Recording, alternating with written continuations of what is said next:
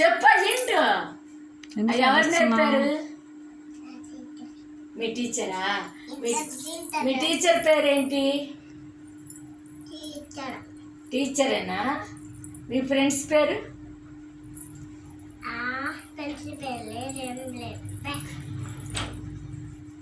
మాట్లాడచ్చు.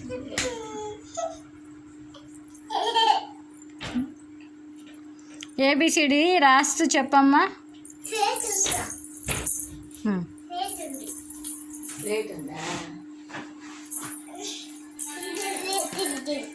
కింద పెట్టు. ఓపెన్ చేయి.